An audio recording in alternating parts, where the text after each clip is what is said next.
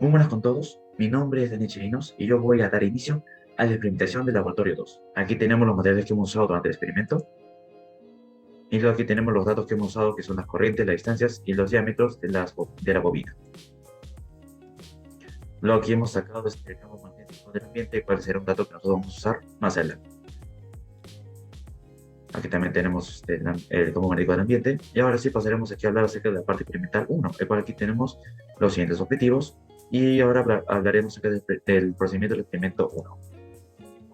Aquí tenemos su campo magnético medido y aquí también tenemos lo tenemos la resta del ambiente.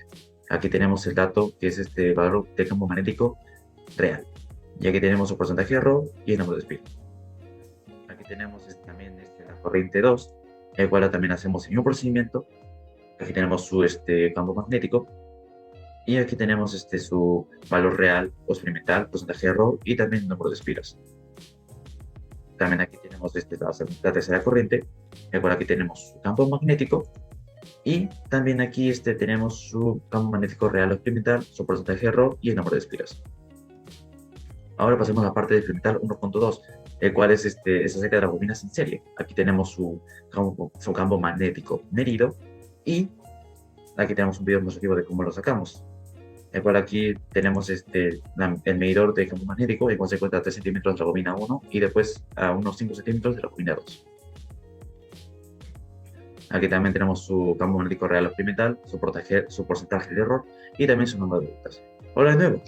Aquí ahora pasaremos a hablar acerca del cuestionario de cuantificación de campo magnético, el cual aquí tenemos el ítem A, el cual nos piden hallar el número de vueltas promedio que hay entre estas dos mediciones que hemos hallado anteriormente. Aquí tenemos el número de espiras 1, el número de espiras 2 y el número de espiras 3. Sacamos un promedio entre esas tres y nos saldría valor de 97. Luego en el segundo ítem nos dirían ahora hallar este valor teórico de campo magnético de una distancia D de la bobina fija y también comparar con el resultado medido y también hallar su porcentaje de error. Aquí tenemos la bobina 1 y 2 que fueron sacados con diferentes distancias con respecto al campo magnético o al medidor de campo magnético. Luego aquí sumamos estos dos campos magnéticos y después solo comparamos nuestro valor obtenido con el valor medido y nos vemos que hay una gran diferencia de unos 0.5 unidades. Y finalmente aquí tenemos el porcentaje de error que hay entre nuestro valor obtenido menos el valor medido o experimental. Y aquí sacamos nuestro porcentaje de error. Ahora les pasaré con mi otro compañero. Mi nombre es Andrés Ricas Cajara. Continuando con la segunda parte del experimento, debemos aplicar la ley de Faraday. Para ello usaremos una corriente usada de 2.6 amperios para la fuente y una distancia de 4.5 centímetros entre las dos bobinas. En este experimento tenemos que medir la corriente producida en la segunda bobina móvil, la cual está conectada a un sensor de la corriente hacia la computadora y la fuente de energía conectada a la bobina fija. Haremos 3 pruebas de 10 segundos cada uno. En la primera prueba podemos ver la corriente máxima obtenida, que sería la corriente inducida. En la prueba 2, acá está la corriente máxima obtenida. Y en la prueba 3, la corriente máxima obtenida. Para el cuestionario de este experimento tenemos que hallar la variación del voltaje respecto al tiempo y la variación del tiempo. Aplicamos ponemos los datos obtenidos, la cual la que deberíamos hallar sería la resistencia, que es igual al voltaje de la fuente sobre la intensidad de la fuente, dándonos 0.615 ohmios. En la corriente inducida que ya se vio anteriormente, sacamos un promedio entre las tres tomas y obtenemos 0.47. Bueno, para la pregunta 1 debemos hallar la variación del voltaje sobre el tiempo, que es igual a la variación de la corriente sobre la variación del tiempo por la resistencia. Aplicamos la fórmula del campo magnético para este caso. Sabemos que la única variable que varía es la corriente, lo demás sería una constante.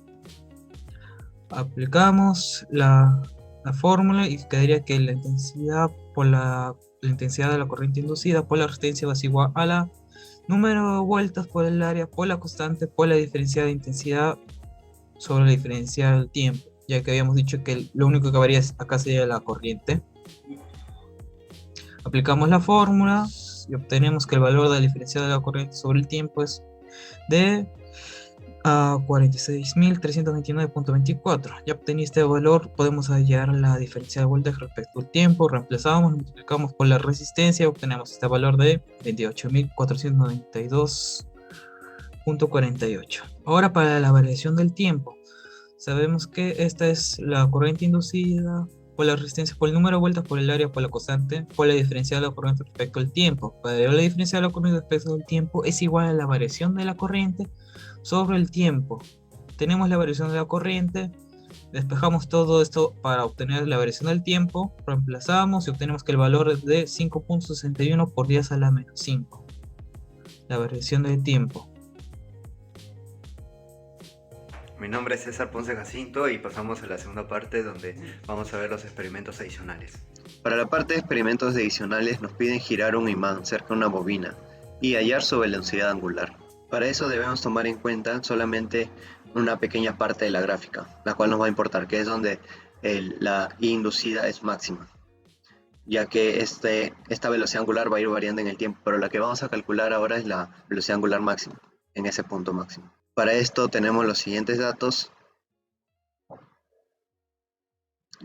Calculamos la Fm inducida y nos queda en función de número de vueltas por el campo magnético, por el área, por la velocidad angular, por el seno de teta. Pero sabemos que el número de vueltas por el campo magnético, por el área, por la velocidad angular es igual a un E máximo. Y inducida máxima por R es igual a E máximo.